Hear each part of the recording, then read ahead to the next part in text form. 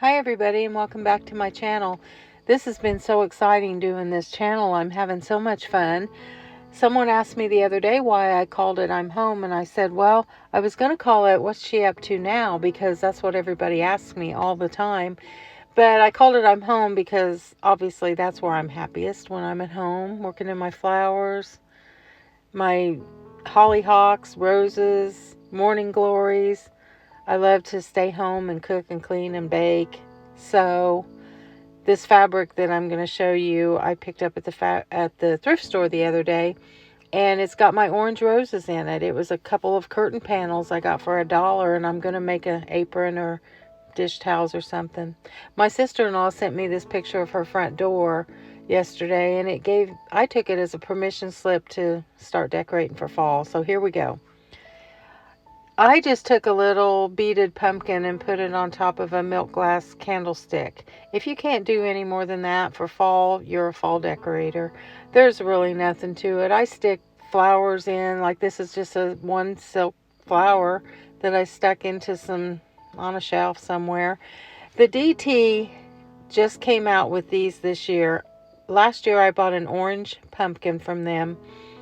I don't want to say the name of the store because I get copyright violations, but they're little metal fruit and acorns. This is an acorn. They're metal. They're heavy. They're not cheap looking. This one has a little slanted bottom on it, so he sits like at an angle. And the colors this year, last year they had some and they were more of an orange color. But this year they've done the gold and the copper and the bronze color, and they haven't fallen apart. The metal doesn't come off of them, the paint or whatever. They just stay really nice, and I think DT's really up in their game this year. If you find a little rooster or a chicken or an owl or any kind of little figurine that has some chipped paint on it, or maybe it's an ugly color but the design is cute, I just take them and paint them black. I use flat black paint, and then I go over them with some gold paint, and they turn out really cute. This is the top of my pie safe last fall, a picture of my mom and a picture of my great-grandparents. Then I told you that on my mantle I keep my glass, and I had my rose plates all summer. And I just changed them out to my fruit plates the other day. I got my apple plates and my pears and oranges and all the pretty fall colored plates. I just love this one. It's really old. And this little creamer has been on this shelf on top of my desk forever. It's not my desk. It's just a little desk that's in our living room. This little creamer was my grandma's, and she had it on the table and actually used it for cream all the time. And my good friend Vicki Chafee, she brought me these beautiful plates with orange roses on them the other day. I just absolutely love them. They're all hand painted, and I want to thank her for those, Vicki. They're just beautiful. I wanted to show you how I take scrap wood, crappy wood actually, and make primitive furniture. I had all this old wood out in my barn, and I slapped it all together one day and made this little shelf and put it in our hallway bathroom. And as you can see, the boards aren't smooth and straight. They're awful. But that's how they used to make furniture back in the old days. And this little picture in the middle of the 3 little boys, that's my grandpa and his brothers. And I have that picture in several places in my house. I made copies of it. Okay. I wanted real pine floors in our bedroom, and I had a contractor tell me, you can't put pine floors down. What are you thinking? They'll warp, they'll scratch, they'll lift up. You have to use laminate. We have laminate in the rest of our house, and it looks okay. It looks good, and it's easy to clean, but it's not real wood. He thought he was discouraging me by saying all that, but I like dings and scratches, and people have had pine floors for 200 years. Plus, if you tell me something can't be done, I'm gonna show you that I can do it. So, our son had moved to college, so I moved all of our bedroom furniture into his bedroom, along with his furniture. We were packed in there really tight. But I just bought some pine boards and started cutting them and laying them on the floor. I glued them, and then I nailed them, and I sunk the nails, and then I added scratches and dings of my own, and I stained them. And they don't look as old as I want them to look yet. I think eventually they will, but they've been down for like 3 or 4 years, and they look fine. We haven't had any problem with them at all. So I wish I had the energy to do the whole house. I don't, but we have laminate everywhere else. Now this is over my washer and dryer. I heard a loud crash one day, and the cabinet that was hanging above my washer and dryer crashed. It had too much laundry soap in it and canned goods, and it just let go. And it was a mess, and the drywall came off, and I don't know how to drywall and have no interest in it at all. So I went to the Menards, and I bought, I think they're called furring strips. It's real cheap wood, but they're straight pieces. And I put those up, and I stained them and trimmed it out, and this is what it looks like above our washer and dryer. I really like furring strips. I've decided that they're probably my favorite wood to work with. Then I wanted a new easel for when I paint, and my easel finally busted, and I went and looked at easels, and they were anywhere between $30 for cheap ones to $200 for a really nice one.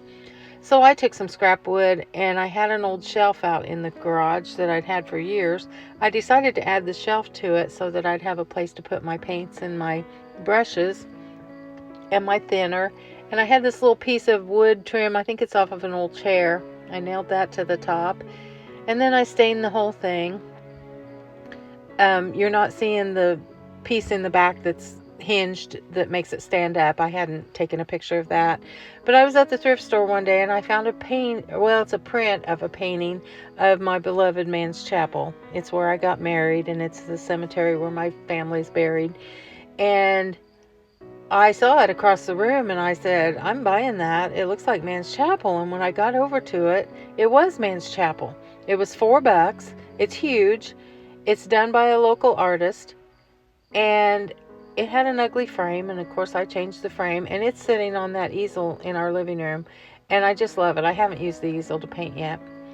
Now, the guest bedroom that I'm doing eventually, that I've been thrifting for, I wanted a little bench to put at the end of the bed, and I'm at the thrift store the other day, and I find this one, and I absolutely detest these country hearts that they had from the 80s, but I bought it. It was exactly the size I needed, about 3 foot. And I started scratching it up. It's just an old pine bench. I scratched it. I put nail holes in it for worm holes. I gouged it. And then I stained it with I believe I used English chestnut on this, but a dark oak would work just as well. It riched it up a little bit. It made it look a little bit nicer, I think. And then the little heart had to be covered. So I dug around in my scraps, and I found this oval piece of wood. I don't know, it's for a plaque or something, and I stained it and attached it, and then I started printing off some flowers from some of my antique postcards and toying around with which ones might look the best on there if I decoupaged them on. And I ended up settling for this last one, which is just a scrap of old wallpaper that I had.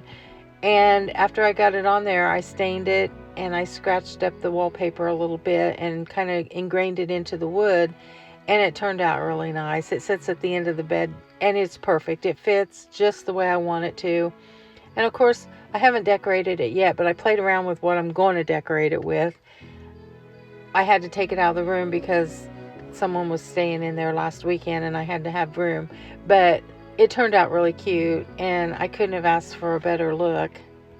Those little hearts, I know hearts are wonderful, but I don't like them. They're like the ducks with the bonnets that they had back in the 80s. They're just kind of tacky, in my opinion.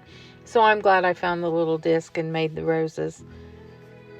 And of course, that night, after my company left, I ended up decorating it a little bit just to play around with what I'm going to put in there when the room finally gets finished.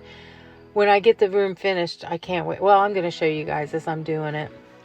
Now, when you make and sell things for seasonal holidays, you have to work 2 seasons ahead of yourself. Like around Easter time, I have to be working on fall stuff.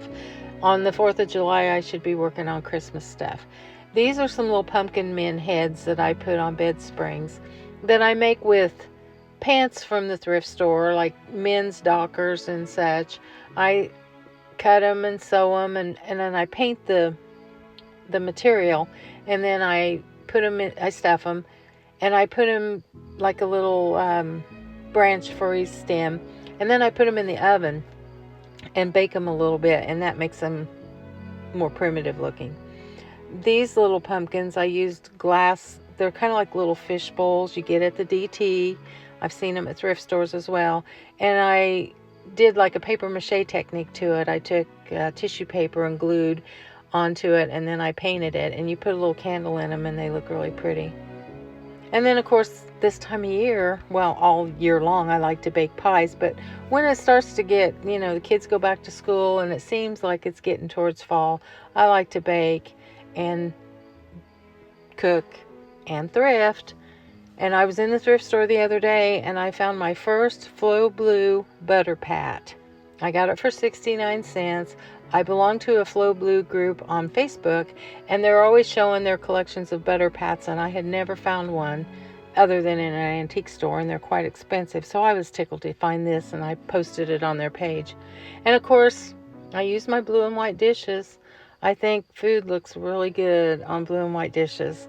These are some pancakes that I make from scratch from my grandma's recipe, and then we had mini meatloafs and broccoli and mashed potatoes the other night. I love my Flow Blue. I've collected all of it at thrift stores. I don't have any from antique stores. I could never afford it at an antique store, but I've been really lucky to find some at the thrift stores. This is a big bowl that I found recently. So since I love Flow Blue so much, I decided to start making miniature Flow Blue for my dollhouses, and I've been making these for about 10 years. But these plates are made with the acrylic gel that you make fake fingernails with. I did a lot of nails in my beauty shop, and I thought, well, I can use that and make china plates. So that's what I did, and I made all this little primitive furniture as well. And of course, this is my dollhouse starting to be decorated for Halloween. Like I told you in the one video about my miniatures, I go crazy at Halloween. This is a little tiny trick-or-treat sack. It's less than a half an inch tall, and it actually opens and you can put candy in it. Then this is one of my dining room cabinets that I like to decorate. It's got the little pumpkin men on top and a Jane Graber crock inside, and the lights are low. Now, someone on my last video said, those aren't miniature rolls. What are you talking about? And I said, yeah, they're miniature.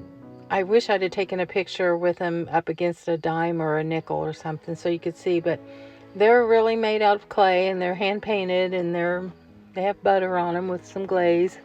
And they also didn't think these were holly berries and seed pods that I was using for my canning scenes.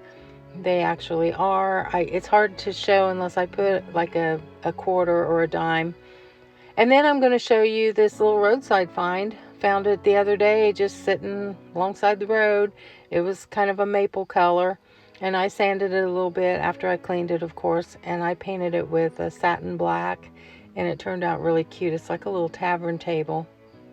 I'm not even sure where I have it sitting in my house. It's somewhere. I lose track of stuff. Sometimes I'm like, where did I put that?